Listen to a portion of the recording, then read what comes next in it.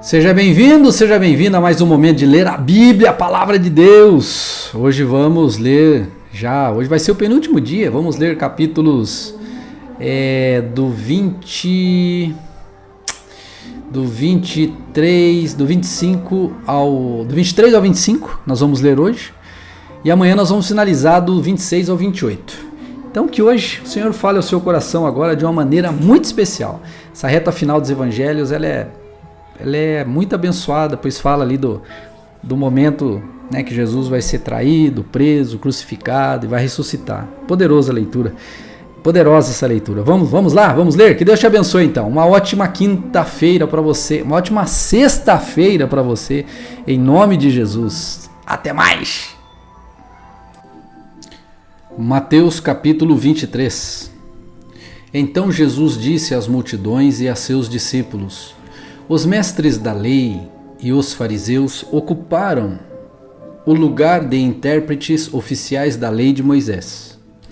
Portanto, pratiquem tudo o que eles dizem e obedeçam-lhes, mas não sigam seu exemplo, pois eles não fazem o que ensinam. Oprimem as pessoas com exigências insuportáveis e não movem um dedo sequer para aliviar seus fardos. Tudo o que fazem é para se exibir. Usam nos braços filactérios mais largos que de costume e vestem mantos com franjas mais longas. Gostam de sentar-se à cabeceira da mesa nos banquetes e de ocupar os lugares de honra nas sinagogas. Gostam de receber saudações respeitosas enquanto andam pelas praças e de ser chamados de rabi. Não deixem que pessoa alguma os chame de rabi, pois vocês têm somente um mestre e todos vocês são irmãos. Não se dirijam a pessoa alguma aqui na terra como pai, pois somente Deus no céu é seu pai. Não deixem que pessoa alguma os chame de mestre, pois vocês têm somente um mestre, o Cristo. O mais importante entre vocês deve ser o servo dos outros, pois os que se exaltam serão humilhados e os que se humilham serão exaltados. Que aflição os espera, mestres da lei e fariseus, hipócritas! Fecham a porta do reino dos céus na cara das pessoas. Vocês mesmos não entram e não permitem que os outros entrem. Que aflição os espera, mestres da lei e fariseus, hipócritas! Tomam posse dos bens das viúvas de maneira desonesta e, depois de dar a impressão de piedade, fazem longas orações em público. Por causa disso, serão duramente castigados. Que aflição os espera, mestres da lei e fariseus, hipócritas! Atravessam terra e mar para converter alguém e depois o tornam um filho do inferno, 2 vezes pior que vocês. Que aflição os espera, guias cegos! Vocês dizem não haver importância se alguém jura pelo templo de Deus. Mas se jurar pelo ouro do templo, será obrigado a cumprir o juramento. Tolos cegos!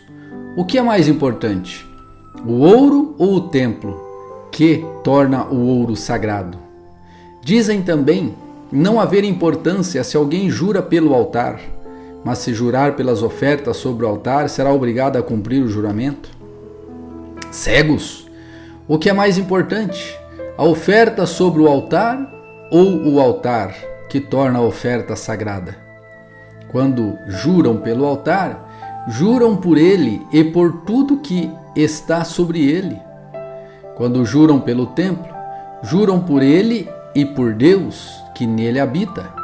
Quando juram pelo céu, juram pelo trono de Deus e por Deus que nele se senta, que senta no trono. Que aflição os espera, mestres da lei e fariseus, hipócritas! Tenham cuidado de dar o dízimo da hortelã, do endro e do cominho, mas negligenciam os aspectos mais importantes da lei, justiça, misericórdia e fé. Sim, Vocês deviam fazer essas coisas, mas sem descuidar das mais importantes. Guias cegos coam a água para não engolir um mosquito, mas engolem um camelo. Que aflição os espera, mestres da lei e fariseus, hipócritas!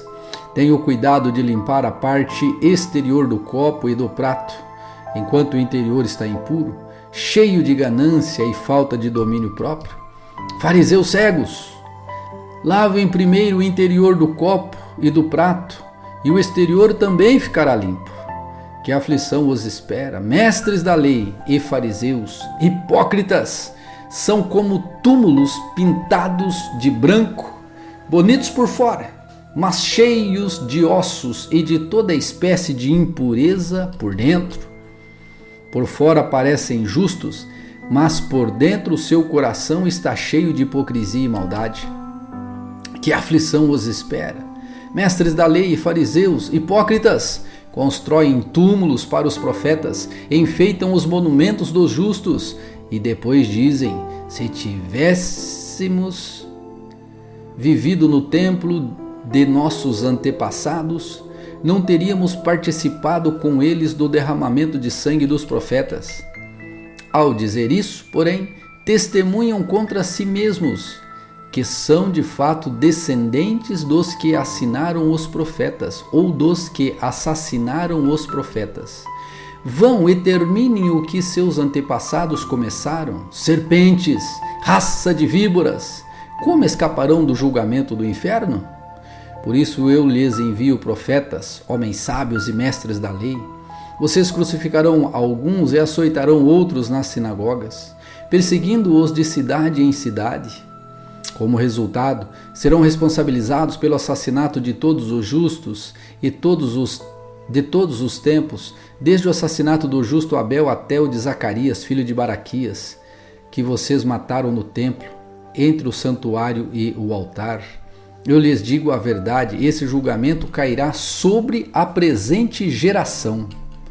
Jerusalém, Jerusalém, que mata profetas e apedreja os mensageiros de Deus. Quantas vezes eu quis juntar seus filhos, como a galinha protege os pintinhos, sob as asas, mas você não deixou.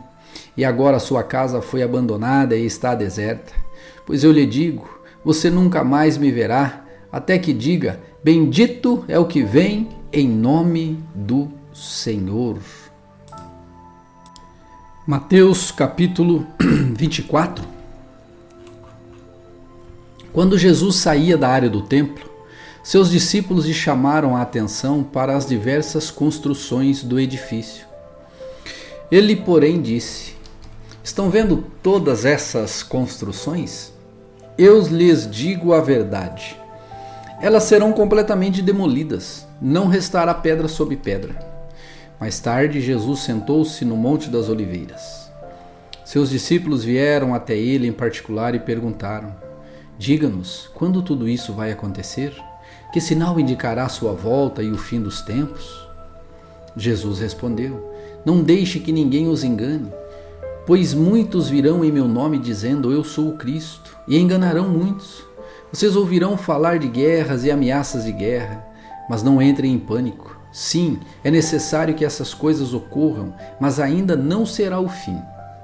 Uma nação guerreará contra a outra, e um reino contra o outro. Haverá fome e terremotos em várias partes do mundo. Tudo isso, porém, será apenas o começo das dores de parto. Então vocês serão presos, perseguidos e mortos, por minha causa. Serão odiados em todo o mundo. Muitos se afastarão de mim e trairão e odiarão uns aos outros. Falsos profetas surgirão em grande número e enganarão a muitos. O pecado aumentará e o amor de muitos esfriará. Mas quem se mantiver firme até o fim será salvo. As boas novas a respeito do reino serão anunciadas em todo o mundo, para que todas as nações as ouçam. Então virá o fim. Chegará o dia em que vocês verão aquilo que o profeta Daniel falou, a terrível profanação, que será colocada no lugar santo.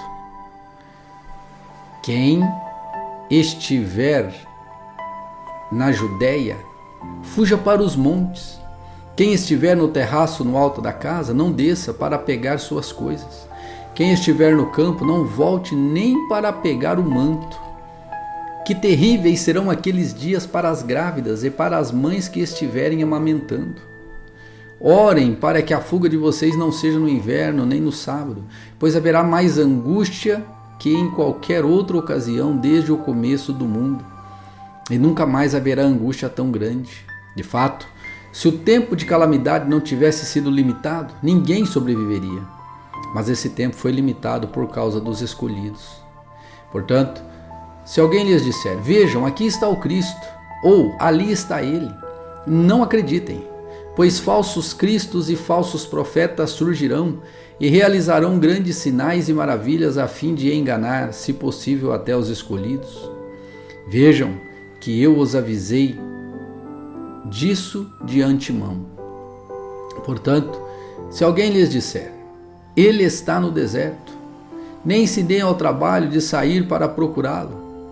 E se disserem, está escondido aqui, não acredite, porque assim como o relâmpago lampeja no leste e brilha no oeste, assim será a vinda do Filho do Homem. Onde estiver o cadáver, ali se ajuntarão os abutres. Imediatamente depois da angústia daqueles dias, o sol escurecerá, a lua não dará luz, e as estrelas cairão do céu, e os poderes do céu serão abalados. Por fim, então, aparecerá no céu o sinal da vinda do Filho do Homem, e haverá grande lamentação em todos os povos da terra. Eles verão o Filho do Homem vindo nas nuvens do céu com poder e glória. Ele enviará seus anjos com um forte sopro de trombeta, e eles reunirão os escolhidos de todas as partes do mundo, de uma extremidade à outra do céu. Agora, aprendam a lição da figueira. Quando os ramos surgem e as folhas começam a brotar, vocês sabem que o verão está próximo. Da mesma forma, quando virem todas essas coisas, saberão que o tempo está muito próximo, à porta. Eu lhes digo a verdade, esta geração certamente não passará até que todas essas coisas tenham acontecido. O céu e a terra desaparecerão, mas as minhas palavras jamais desaparecerão. Contudo, ninguém sabe o dia nem a hora em que essas coisas acontecerão, nem mesmo os anjos no céu, nem o Filho, mas somente o Pai sabe. Quando o Filho do Homem voltar, será como no tempo de Noé. Nos dias antes do dilúvio, o povo seguia sua rotina de banquetes, festas e casamentos, até o dia em que Noé entrou na arca. Não perceberam o que estava para acontecer até que veio o dilúvio e levou todos. Assim será na vinda do Filho do Homem. 2 homens estarão trabalhando juntos no campo, um será levado e o outro será deixado. 2 mulheres estarão moendo cereal no moinho, uma será levada e outra será deixada. Portanto, vigiem, pois não sabem em que ocasião o Senhor virá. Entendam isso. Se o dono da casa soubesse exatamente a hora que viria o ladrão, ficaria atento e não permitiria que a casa fosse arrombada. Estejam atentos sempre, e sempre preparados, pois o Filho do Homem virá quando menos esperam. O servo fiel e sensato é aquele a quem seu senhor encarrega de gerir os outros. O servo fiel e sensato é aquele a quem o seu senhor encarrega de gerir os outros servos da casa e alimentá-los. Se o senhor voltar e constatar que o servo fez um bom trabalho, haverá recompensa. Eu lhes digo a verdade, ele colocará todos os seus bens sob cuidados desse servo. O que acontecerá, porém, se o servo for mau e pensar, meu senhor não voltará tão cedo, e começar a espancar os outros servos, a comer e a beber e a se embriagar? O senhor desse servo voltará em dia que não espera e em hora que não se conhece. Cortará o servo ao meio e dará o mesmo destino dos hipócritas. Ali haverá choro e ranger de dentes. Mateus capítulo 25. Então o reino dos céus será como as 10 virgens que pegaram suas lamparinas e saíram para encontrar-se com o noivo. 5 delas eram insensatas e 5 prudentes. As 5 insensatas não levaram óleo suficiente para as lamparinas, mas as outras 5 tiveram o bom senso de levar óleo de reserva. Como o noivo demorou a chegar, todas ficaram sonolentas e adormeceram. À meia-noite, foram acordadas pelo grito: "Vejam, o noivo está chegando! Saiam para recebê-lo!" Todas as virgens se levantaram e prepararam suas lamparinas. Então as 5 insensatas pediram às outras: "Por favor, dê-nos um pouco de óleo, pois nossas lamparinas estão se apagando." As outras, porém, responderam: "Não temos o suficiente para todas. Vão e comprem óleo para vocês." Quando estavam fora comprando óleo, o noivo chegou. Então as 5 que estavam preparadas entraram com ele no banquete de casamento e a porta foi trancada. Mais tarde, quando as outras 5 voltaram, ficaram do lado de fora, chamando: "Senhor, Senhor, abra-nos a porta." Mas ele respondeu: "A verdade é que não as conheço. Portanto, vigiem, pois não sabem o dia nem a hora da volta." O reino dos céus também pode ser ilustrado com a história de um homem que estava para fazer uma longa viagem. Ele reuniu seus servos e lhes confiou seu dinheiro, dividindo-o de forma proporcional à capacidade deles. Ao primeiro entregou 5 talentos, ao segundo 2 talentos e ao terceiro 1 talento. Então foi viajar. O servo que recebeu 5 talentos começou a investir o dinheiro e ganhou outros 5. O servo que recebeu 2 talentos também se pôs a trabalhar e ganhou outros 2. Mas o servo que recebeu 1 talento cavou um buraco no chão e ali escondeu o dinheiro de seu senhor. Depois de muito tempo, o senhor voltou de viagem e os chamou para prestarem contas de como haviam usado o dinheiro. O servo ao qual ele havia confiado 5 talentos se apresentou com mais 5. "O senhor me deu 5 talentos para investir e eu ganhei mais 5. O senhor disse: "Muito bem, meu servo, bom e fiel. Você foi fiel na administração dessa quantia pequena, e agora lhe darei muitas outras responsabilidades. Venha celebrar comigo." O servo que havia recebido 2 talentos se apresentou e disse: "O senhor me deu 2 talentos para investir e eu ganhei mais 2. O senhor disse: "Muito bem, meu servo bom e fiel. Você foi fiel na administração dessa quantia pequena e agora lhe darei muitas outras responsabilidades. Venha celebrar comigo." Por último, o servo que havia recebido 1 talento veio e disse: "Eu sabia que o senhor é homem severo, que colhe onde não plantou e ajunta onde não semeou. Tive medo de perder seu dinheiro, por isso escondi na terra. Aqui está ele." O senhor, porém, respondeu: "Servo mau e preguiçoso, se você sabia que eu colho onde não plantei e ajunto onde não semeei, por que não depositou meu dinheiro? Pelo menos eu teria recebido os juros."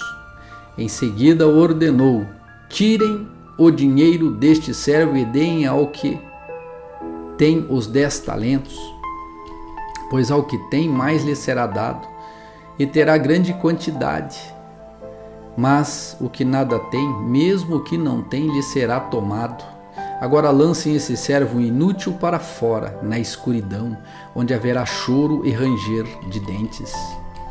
Quando o Filho do Homem vier em sua glória, acompanhado de todos os anjos, ele se sentará em seu trono glorioso. Todas as nações serão reunidas em sua própria presença, e ele separará as pessoas como um pastor separa as ovelhas dos bodes. Colocará as ovelhas à sua direita e os bodes à sua esquerda. Então o rei dirá aos que estiverem à sua direita: "Venham, vocês que são abençoados por meu Pai, recebam como herança o reino que lhes preparou desde a fundação, desde a criação do mundo. Pois tive fome e vocês me deram de comer, tive sede e me deram de beber.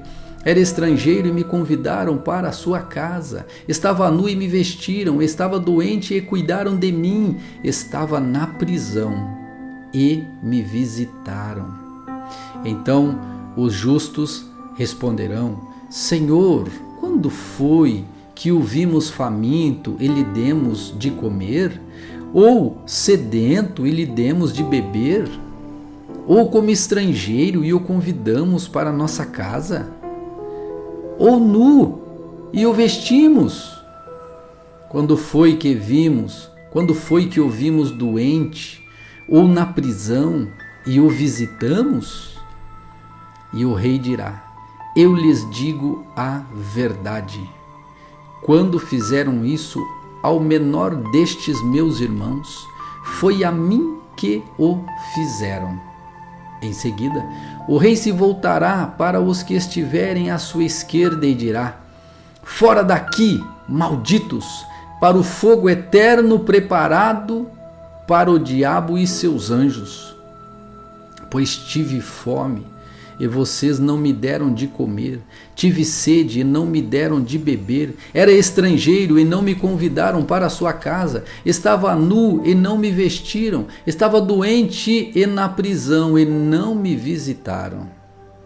Então eles dirão: Senhor, quando o vimos faminto, sedento, como estrangeiro, nu, doente ou na prisão e não o ajudamos? Ele responderá: eu lhes digo a verdade, quando se recusaram a ajudar o menor desses meus irmãos e irmãs, foi a mim que se recusaram a ajudar. E estes irão para o castigo eterno, mas os justos irão para a vida eterna.